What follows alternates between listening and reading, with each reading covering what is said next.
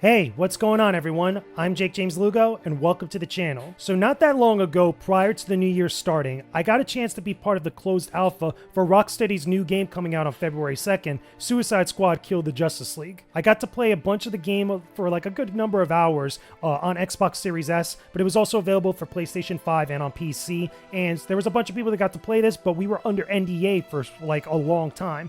But now that there's been a bunch of previews for the game coming out for various outlets, Rocksteady has relaxed on the NDA, and now I can finally talk about it and give you all my impressions of this. So first things first, this is an article here on Kotaku that talks about all the different previews that have been coming out. And a lot of people are really unhappy or just indifferent about Suicide Squad Kill the Justice League for many different reasons. And what's funny about it is that, again, a lot of those negative previews or negative initial impressions really caused Rocksteady to just relax on the NDA for everybody that played in the alpha, myself included, because a while back I would have loved to actually go and actually check out or talk about the NDA, or not the NDA, but like talk about the gameplay that I had, or at least my experience playing Suicide Squad, at least giving my thoughts on the characters and everything else. And again, I just couldn't say anything for a long time, but now that this has happened, now I can finally talk about it. So overall, what are my initial impressions of Suicide Squad Kill the Justice League? Well, in the alpha, I got to play as 4 characters. Pretty much the same characters that everybody else in these previews is talking about.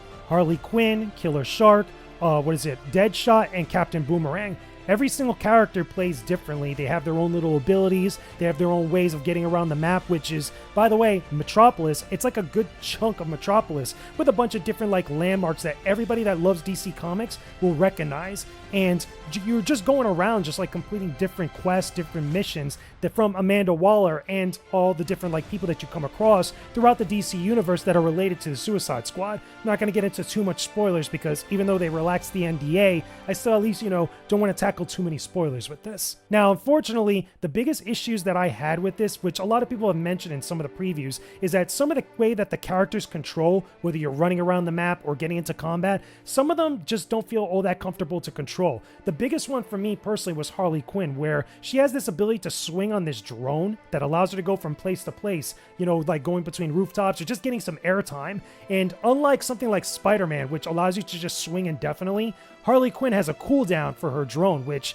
could get very annoying in execution, even though in practice or in premise and on paper, it sounds pretty cool. But when you're actually trying to jump around and move around, especially at like long distances and trying to get away from like enemies and stuff, it could become a real nuisance and just doesn't feel all that good to play with. The other thing too is that other characters like Captain Boomerang have other little quirks about them, which some people, myself included, might not be too much of a fan of, especially when, again, it feels like some other characters like Deadshot, like Killer Shark, feel a little bit much more kind of like comfortable and much more easy to get around the map with.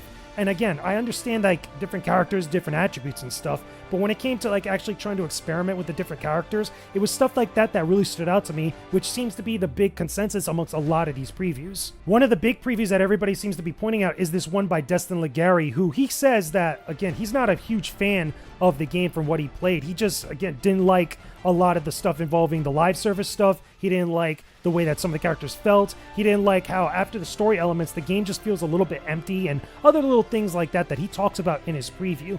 And I understand where he's coming from. I understand that like games like this, they almost follow a very similar formula where you get together with some of your buddies or some allies, you complete a mission, and then you kind of just go farm or just kind of go through the motions in other avenues. And for a lot of people, this being a Rocksteady game, they're expecting Arkham City or Arkham Knight, and this game isn't really like that. I myself felt very similar because I was going into this as like, okay, this is Rocksteady. Like, they know how to make a good DC game. I trust them from all the Batman Arkham games they've done. So when I finally sat down to play this, there are similarities. There are things there that are unique to Rocksteady. Like, for example, there's a lot of details on the map of Metropolis that you can find like little things here and there that reference other DC Universe stuff, which is very cool. But when it comes to moving around, when it comes to actually fighting enemies, when it comes to traversing the environment, there's stuff about this here and there which won't get too deep into this because the final game's not out, but it starts to stick out and it starts to become a little dampering on the actual experience. And I can see that being talked about or being discussed in different ways in a lot of these previews that end up being negative. Doesn't mean that the game is garbage, doesn't mean that the game is terrible because it's not out yet, but it is stuff to note that the version that those previews are playing is a little bit much more closer to the final version compared to what I did. I played the alpha, which was really early on, so a lot of the bugs, glitches, or other things that I saw in my time playing it, I was a little more forgiving, but I can understand with some of these previews, they're not being as forgiving. And you could even check out some of these other articles like this one from Kotaku that pulls out a couple different quotes that touches on a few things. Like this one here from IGN. Missions tend to favor many of the tried and true types, which makes them feel a bit like uninspired filler. Like, stop me if you've heard this one before, you defend a point from waves of enemies that spawn. Sound familiar? Now imagine that every time you defeat a handful of these enemies, you just stand around waiting to do nothing. This is exactly what happened during one of the core story missions, and the padding feels completely unnecessary. I totally understand and feel where that's coming from, because a lot of the missions that I played were like that, but again, a small section of the game might not be representative of the entire thing, but that is something to note, because these style of games, these like, again, co-op, I guess you could say mission-based live service games, they all follow a very similar formula. And again, you could see it from all the gameplay that's out there. So overall, does this mean that you should or should not check out Suicide Squad Kill the Justice League?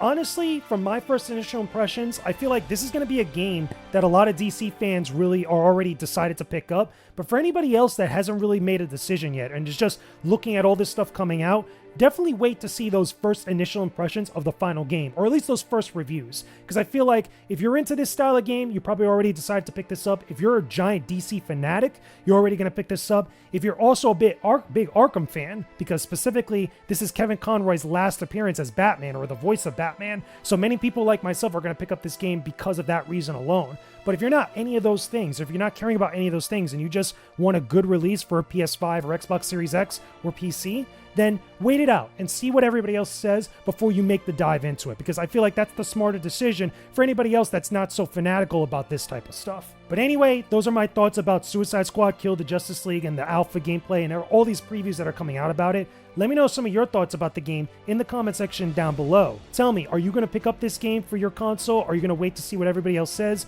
Are you a big DC fan or a big Arkham fan? Like, I'm pretty sure there's more DC fans than Arkham fans in general, but tell me which one you are down below in the comment section. And of course, make sure you leave a like on this video, subscribe to the channel for more games, more gameplay videos. I'm like all tongue twisted because I've done this like 4 times, right? Leave a comment down below, subscribe to the channel for more videos like this one. Don't forget to follow me over on my social media, including Twitter, including TikTok, Instagram, and everything else. And I will talk to all of you again very soon. This channel is sponsored by Flynn's Arcade and More, located in Margate, Florida. Flynn's is one of the premier spots for gaming fans in South Florida. They have a variety of arcade games on cabinet for you to play throughout the week, including all of your beloved classics. You could also play a ton of new and current console games too, on PlayStation, Xbox, and Nintendo consoles. Grab a snack or drink and enjoy the best gaming experience you'll find.